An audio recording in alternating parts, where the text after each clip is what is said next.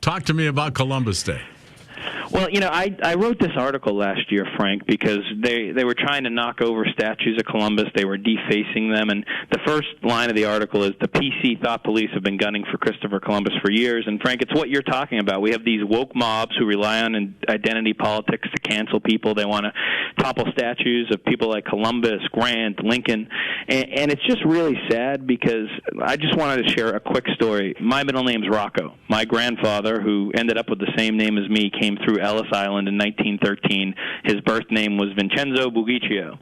And he always talked about Columbus and how when he was working in the mines and people would rag on him for being an Italian, he would remind them that none of us would be here in America if it weren't for the great Christopher Columbus. And in this society where too often we see people, addicted to video games or not wanting to work, Christopher Columbus was someone who put together an adventure, who brought people to a new world and opened up what ended up being the greatest country in the world, the United States of America. So it really brings me down when I see people go after Columbus. I was at the Columbus Day Association Lackawanna County dinner last night, and there were 300 people proudly celebrating Columbus. So I think we know where we stand in northeastern Pennsylvania. We believe in Christopher Columbus' accomplishments, and I just appreciate that you took the time to go on and talk about it today. I'm happy to. So share a little bit about your article. Well, in the article, we talk about how Columbus was a cultural touchstone here in Pennsylvania. I mean, if you come to Hazleton, we have a statue of him in our downtown.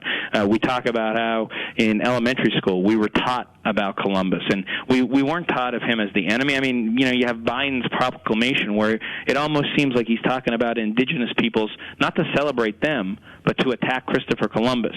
And I don't understand why we have to rip down the heroes of our past, like Christopher Columbus and Abraham Lincoln and our founders, in order to spare people's feelings today. I just feel like we should be able to celebrate Christopher Columbus, talk about what he's meant to Italian Americans in this country and every American for that spirit of adventure.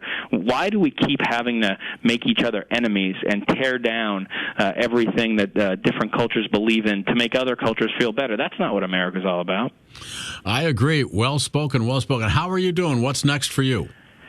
Well, we're looking hard at another run for Congress. We don't know the lines yet, but when I see what Joe Biden's doing to this country, when I see Cartwright standing there and voting for everything that Biden and Pelosi push in Congress, I don't feel like we have a vote in Congress. I feel like Nancy Pelosi out of San Francisco makes a decision, and Matt Cartwright salutes and pulls the handle and votes the way she wants him to vote. So we're looking hard at that again, but one thing I know, Joe Biden has done more to rip down this country in the 8 months he's been in office.